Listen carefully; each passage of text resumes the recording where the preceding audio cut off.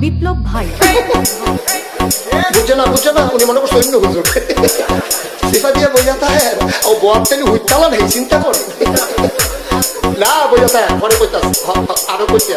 আরো কিছু কথা লইয়া যান ভাই যাইবেন যখন দুইটা কথা লইয়া যান মুরব্বী